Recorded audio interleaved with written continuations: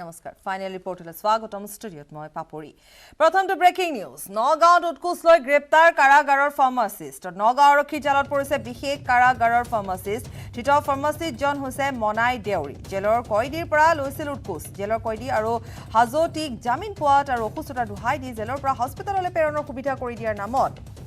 বিভিন্ন জনৰ পৰা উৎকোচ লৈছিল ফাৰ্মাচিষ্ট দেউৰীয়ে ধন দাবীৰ ফোন ৰেকৰ্ডিংৰ ভিত্তিত দেউৰী গ্ৰেপ্তাৰ কৰা হৈছে প্ৰায় 7 বছৰ ধৰি কাৰাগাৰখনত কৰ্মৰত ফাৰ্মাচিষ্ট গৰাকীয়ে দালালি কৰাৰ অভিযোগ ধৃত মনাই দেউৰীৰ ঘৰ হৈছে মাজুলীত পুনৰ এবাৰ কৈছো যে এবাৰ দালালি কৰি গ্ৰেপ্তাৰ হল ফাৰ্মাচিষ্ট নগাঁৱত উৎকোচ লৈ গ্ৰেপ্তাৰ কাৰাগাৰৰ ফাৰ্মাচিষ্ট নিউজ 18 এক্সক্লুসিভ খবৰ এই মুহূৰ্তত আমাৰ হাতত আহি পৰিছে আমি পুনৰ এবাৰ জনাইছো যে গ্ৰেপ্তাৰ হৈছে এগৰাকী ফাৰ্মাচিষ্ট নগাঁও আৰক্ষী জালত পৰিছে বিশেষ কাৰাগাৰৰ ফাৰ্মাচিষ্ট গৰাকী ধৃত ফাৰ্মাচিষ্টজন হৈছে মনাই দেউৰী জেলৰ কয়দীৰ পৰা লৈছিল উৎকোচ জেলৰ কয়দী আৰু হাজোটিক জামিন পোৱাত আৰু অসুস্থতাৰ দুহাই দি জেলৰ পৰা হাস্পতাললৈ প্ৰেৰণৰ সুবিধা কৰি দিয়াৰ নামত বিভিন্ন জনৰ পৰা উৎকোচ লৈছিল ফাৰ্মাচিষ্ট দেউৰীয়ে ধন দাবীৰ ফোন ৰেকৰ্ডিংৰ ভিত্তিত দেউৰী গ্ৰেপ্তাৰ কৰা হৈছে প্ৰায় 7 বছৰ ধৰি কাৰাগাৰখনত কৰ্মৰত ফাৰ্মাচিষ্ট গৰাকীয়ে দালালি কৰাৰ অভিযোগ উত্থাপিত হৈছে মনাই দেউৰীৰ ঘৰ হৈছে মাজুলীত মনাই দেউৰী একজন ফাৰ্মাচিষ্ট স্পেশাল জেল নগাঁৱৰ হয় তো আমি গম পাইছোঁ এটা ইনফেক্ট অডিঅ' ৰেকৰ্ডিং পাইছোঁ য'ত এইটো বুজা পোৱা গৈছে কি এই যিমান তাত ভিতৰত প্ৰিজনাৰ্ছ থাকে যিমান মানুহ বাহিৰত এই মেডিকেলত যায় তাৰ কাৰণে যে টাউটিং হয় যেটো বিচলিয়াৰ কাম হয় তাক কেনেকা বাহিৰত পঠোৱা যায় বা তাৰ যি ফেচিলিটিজ লাগে জেলৰ ভিতৰত সেইটো কেনেকা দিয়া যায় বা যে জেল হস্পিটেলত থকা টাইমত কি ফেচিলিটি আমি তাক দিব পাৰিম সেইটো যে কৰায় বা তাৰ লগত মানে যে বহুত বেমাৰ না হয় কিন্তু তাৰ কাৰণে একটা মেডিকেল সাৰ্টিফিকেট কেনেকা বনাই লৈ তাক হস্পিটেল যোৱাৰ প্ৰবন্ধ কৰি দিয়া তাৰ বেলটো পোৱা ইজি কৰাই দিয়া হয় প্লাস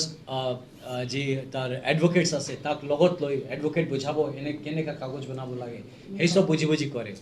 এই যে আমি রেকর্ডিং পাইছো তাত একদম ক্লিয়ারলি ডিমান্ড আছে যে কইছে 20000 টাকা ডিমান্ড কইছে প্রথম যে প্রিজনার আছে যার লগত একটা ড্রাগস অ্যাকিউজ হয় একটা ড্ৰাগসৰ ডিলাৰ হয় যাৰ লগতে ডিল কৰি আছিলে হে কৈছে কি আমি একাউন্টত ট্ৰান্সফাৰ কৰাই দিও নাকি বলে না একাউন্টত কৰিব নালাগে সেই সব মোক ঘৰত আহি দি দিব মোক ফোন নম্বৰ দি দিব মোক কৈ দিম ঘৰত আহি মোক টাকাটো দি দিব পুৰা ৰেকৰ্ডিংটো আছে সলিড এভিডেন্স আছে আমাৰ হাতত তাৰ লগত বহুতমান মানুহ জড়িত আছে আমি পুৰা ইনভেস্টিগেট কৰি ওলাম আৰু কোত হেতু যেটো আমাৰ জেলৰ যে এডমিনিষ্ট্ৰেচনটো কোত লাকুনাস আছে বা কোনে মানুহ বহুত বছৰ 7 বছৰ ধৰি তাত এক জায়গাত আছে একই পোষ্টত আছে আৰু তাক যেতিয়া হোদা হৈছে কি আপুনি হেতুৰ কোনটো কৈছে কোনটোৰ কথা কৈছে আপুনি মানে কি ইমানটো কৰি থাকে কি পাহৰি যায় কি কোনটোৰ কথা কৈছে আপুনি তো হেতু বহুত ভিতৰত হোমোৱা মানুহ আছে thankfully আজি আমাৰ একটা ৰেসপন্সিবল পুলিশ অফিসার আছিলে যে মানে অলপমান মানে সাজি লৈ হেতু তাক মানে হেল্প কৰা নিচিনা কৰি লৈ পুৰা ওলালে লগ যেনেকা হেতু পাইছে আমাৰ লগত ইমিডিয়েটলি আমাক ইনফৰ্ম কৰিছে স্যাৰ এই সব চলি আছে তাৰ এই আমি টিপ অফ পোৱাৰ লগে এটো আমি ভেৰিফাই কৰিলো ভিতৰত কাম কৰা মানুহ অলপ আমাৰ ডিসক্ৰিট ইনকুৱাৰী কৰালো আৰু এটো যেতিয়া আমি শিওৰ হৈ গৈছো কি এই মানুহটো একটা জেলৰ ভিতৰত এটা দালালৰ কাম কৰি আছে তাৰপিছত আমি তাক এৰেষ্ট কৰিলো চক্ৰ বিষয়াৰ কাৰ্যালয়ৰ দালাল বিৰোধী জৰে এবাৰ সুইছে ধুবুৰী চক্ৰ বিষয়াৰ কাৰ্যালয়কো মঙলবাৰে দিনৰ ভাগত মাটি হেৰুৱাই সৰ্বশ্ৰান্ত মহিলা এগৰাকীয়ে চক্ৰ বিষয়াৰ কাৰ্যালয়ত ৰণচণ্ডী মূৰ্তি ধাৰণ কৰিলে এফালৰ পৰা মহতিয়াই গ'ল লাট কাৰ্যালয়ত চক্ৰ বিষয়াৰ কাৰ্যালয়তে মহিলাগৰাকীয়ে উপৰ্যুপৰি আঘাত কৰিলে নমেজউদ্দিন নামৰ লাট মণ্ডলজনক হাতেৰে ভৰিৰে ছাঠিৰে কোবালে ইজনৰ পিছত সিজনকৈ লোকক আৰু অভিযোগ অনুসৰি মহিলাগৰাকীৰ মাটিৰ এজনে দখল কৰাৰ পিছত সেই মাটি মুকলাই দিয়াৰ বাবে লাট মণ্ডলজনে 10000 টকা কিন্তু বহুদিন ধৰি এই মানুহগৰাকী যেহেতু তালৈ মহিলাগৰাকী যেহেতু তালৈ আহিছিল কিন্তু কোনো ধৰণৰ উত্তৰ দিয়া নাছিল ঘূৰাই দিয়াৰ প্ৰতিশ্ৰুতি দিছিল আৰু আজি এনে ধৰণে মহিলাগৰাকী ক্ষুব্ধ হৈ পৰে আৰু ক্ষোভৰ বহিঃপ্ৰকাশ ঘটিছে মহিলাগৰাকী সৰ্বশান্ত হোৱা এগৰাকী মহিলাৰ ক্ষোভ খঙেৰা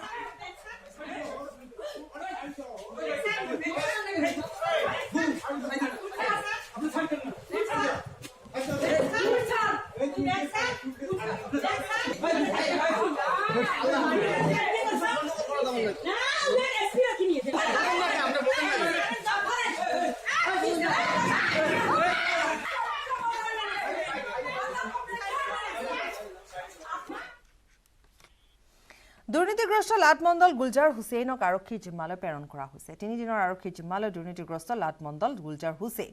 আৰক্ষীয়ে 4 দিনৰ জিম্মাত বিচাৰিছিল গুলজাৰ হুছেইনক পাণবজাৰ বিশেষ আদালতত হাজিৰ কৰোৱা হৈছিল গুলজাৰক সোমবাৰে মহানগৰীৰ ভঙাগড়ৰ পৰা দুৰ্নীতি নিবাৰক শাখাই গ্ৰেপ্তাৰ কৰিছিল গুলজাৰ হুছেইনক আৰু শোণিতপুৰৰ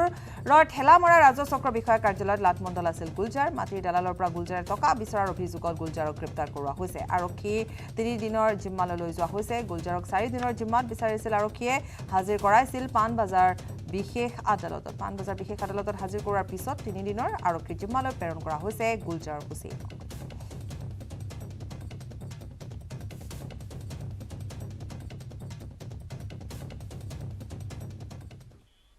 পূজাৰ পিছতে খুলিব বিদ্যালয় প্ৰথম শ্ৰেণীৰ পৰা অষ্টম শ্ৰেণীলৈ হ'ব পাঠদান 19 অক্টোবৰৰ পৰা পাঠদান আৰম্ভ হ'ব সপ্তাহত 3 দিনকৈ পাঠদান হ'ব প্ৰথমৰ পৰা অষ্টম মানলৈ 1 অক্টোবৰৰ পৰা আৰম্ভ হ'ব নৱম শ্ৰেণীৰ পাঠদান এই কথা ঘোষণা কৰিলে শিক্ষামন্ত্ৰী ৰণোজ পেগুৱে কৰোনাৰ বাবে প্ৰায় 8 মাহ বন্ধ হৈ আছিল স্কুল কলেজ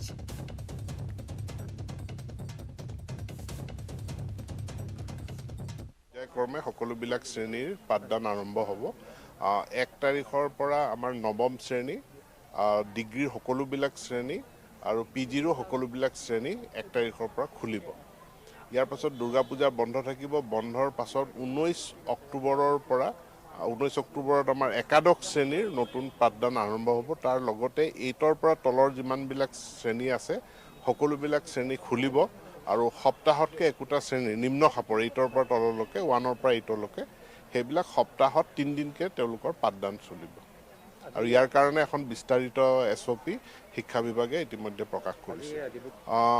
ডিব্ৰুগড় বুলি নহয় অসমৰ যিমানখিনি ঐতিহ্যমণ্ডিত ৭৫ বছৰ অতিক্ৰম কৰা বিদ্যালয় আছে সেই সকলোবিলাক মানে বিশেষকৈ মানে উচ্চ মাধ্যমিক আৰু উচ্চতৰ মাধ্যমিক সেই বিদ্যালয়সমূহক আমি চৰকাৰে 3 কোটিকে টকা খবৰ আৰু আছে সময় এটি বিৰতি মাইথান ষ্টীল ইমান ষ্ট্ৰং যে 20% কমকৈ লাগে ষ্ট্ৰং আৰু বুদ্ধিয় মাইথান নিৰ্মাণৰ মানদণ্ড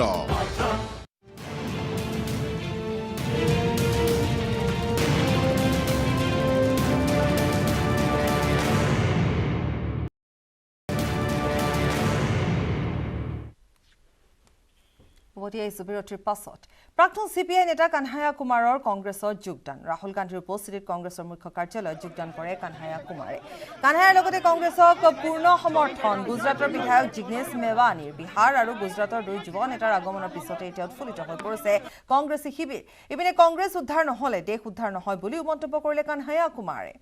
প্ৰাক্তন CPI নেতা কানহায়া কুমাৰে কংগ্ৰেছৰ যোগদান কৰিলে ৰাহুল গান্ধীৰ উপস্থিতিত কংগ্ৰেছৰ মুখ্য কাৰ্যালয়ত যোগদান কৰিলে কানহায়া কুমাৰে কানহায়াৰ লগতে কংগ্ৰেছক পূৰ্ণ সমৰ্থন দিলে গুজৰাটৰ বিধায়ক জিগ্নেশ মেৱানীয়ে বিহাৰ আৰু গুজৰাটৰ 2 যুৱ নেতাৰ আগমনৰ পিছতে উৎফুল্লিত হৈ পৰিছে এতিয়া কংগ্ৰেছ শিবিৰ मैं कांग्रेस पार्टी इसलिए ज्वाइन कर रहा हूं कि मुझे ये महसूस होता है कि इस देश में कुछ लोग वो सिर्फ लोग नहीं हैं वो एक सोच है वो इस देश की सत्ता पे न सिर्फ काबिज हुए हैं इस देश की चिंतन परंपरा संस्कृति इसका मूल्य इसका इतिहास इसका वर्तमान और इसका भविष्य खराब करने की कोशिश कर रहे हैं वो जो सोच है उस सोच के बारे में आप अपने आप समझ जाएंगे क्योंकि कहीं मैंने पढ़ा था कि आप अपने दुश्मन का चुनाव कीजिए अपने विपक्ष का चुनाव कीजिए दोस्त अपने आप बन जाएंगे तो हमने ये चुनाव किया है हम इस देश की सबसे पुरानी पार्टी सबसे लोकतांत्रिक पार्टी मैं जोर दे करके बोल रहा हूं लोकतांत्रिक पार्टी ताकि आप लोग परिवारवाद पे सवाल जरूर कीजिएगा लोकतांत्रिक पार्टी में हम इसलिए शामिल होना चाहते हैं कि हमको लगता है और सिर्फ हमको नहीं लगता है इस देश के लाखों करोड़ों नौजवानों को ये लगने लगा है कि अगर कांग्रेस नहीं बचा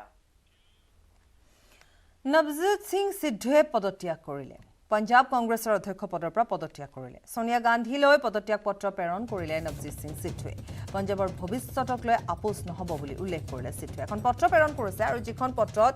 এই কথা উল্লেখ কৰিছে যে পঞ্জাবক লৈ আপোচ কৰা নহব আৰু তাৰ পিছতে পদত্যাগ কৰিছে পঞ্জাব কংগ্ৰেছৰ অধ্যক্ষ পদৰ পৰা পদত্যাগ কৰিছে এটা প্ৰশ্ন বহু উত্থাপন হৈছে যে নৱজিৎ সিং সিদ্ধুৱে পদত্যাগ কিয় কৰিলে আৰু কিন্তু এই পত্ৰখনত তেওঁ উল্লেখ কৰিছে যে পঞ্জাবৰ ভৱিষ্যতক লৈ আপোচ নহব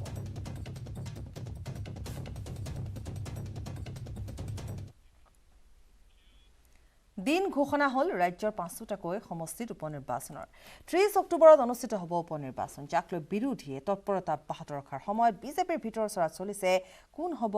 উপনিৰ্বাচনৰ প্ৰাৰ্থী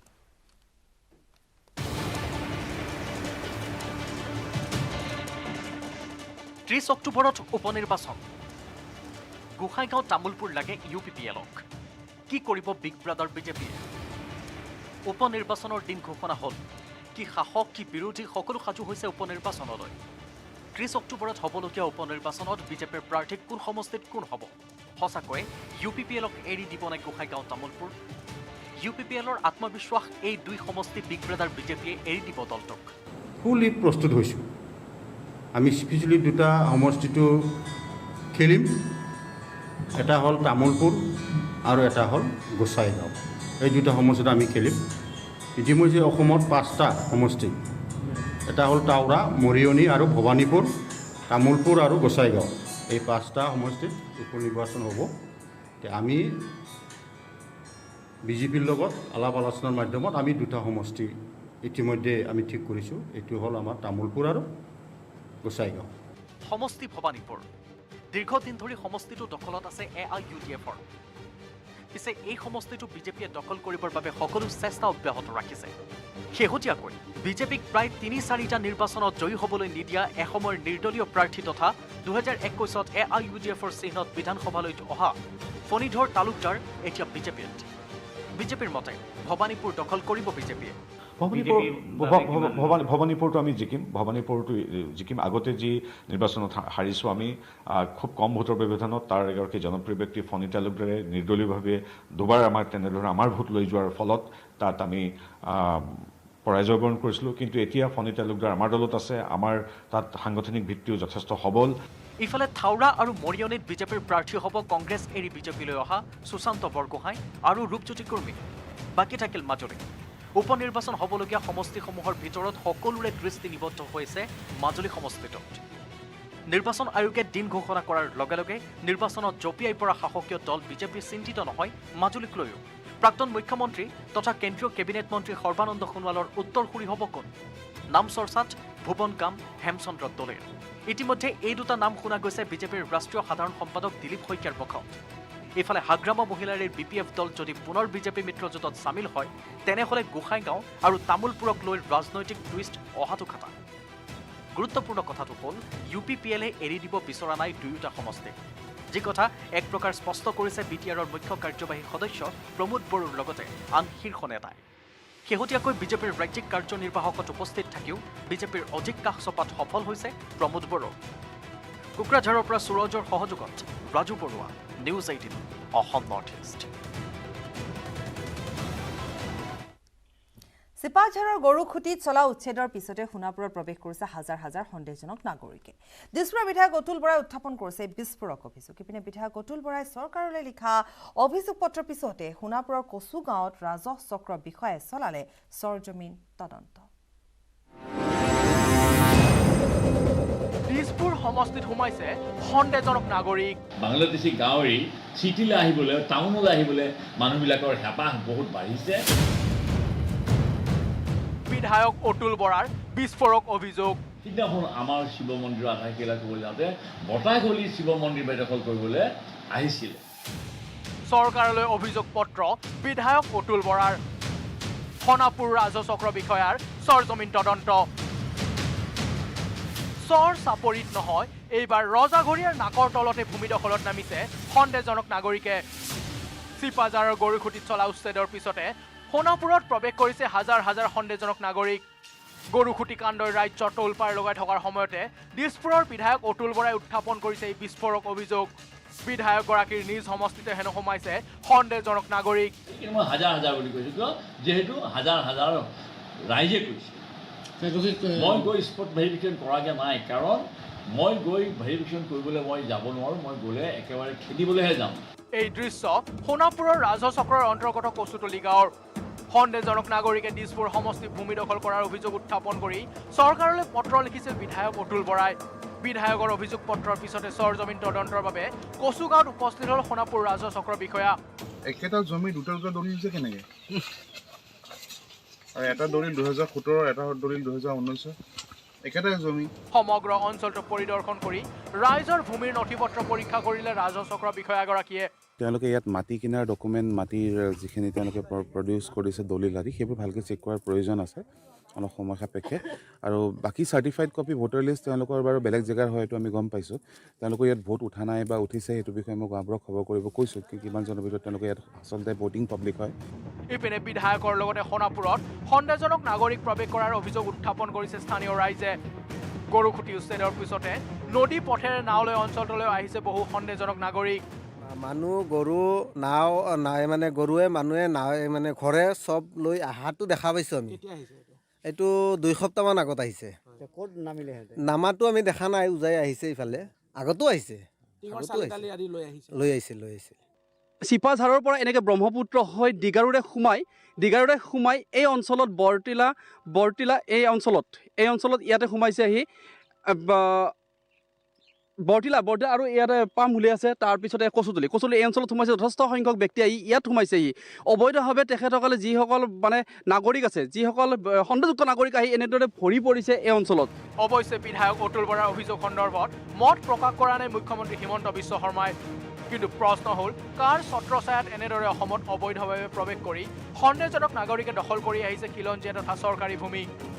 বিধায়ক অতুল বৰাৰ বিস্ফোৰক অভিযোগৰ পিছত দিছপুৰ সমষ্টি বেদখল মুক্ত কৰাক লৈ কি ব্যৱস্থা ল'ব চৰকাৰে সেয়া সময়তহে লক্ষণীয় হ'ব। যোৰাবাটৰ পৰা মৌচুম বৈশ্যৰ report, news 18 Assam north east.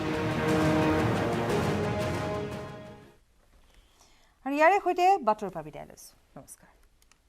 Maithon steel ইমান ষ্ট্ৰং যে 20% কমকৈ লাগে। ষ্ট্ৰং আৰু বুধিয়ক মাইথান নিৰ্মাণৰ মানদণ্ড।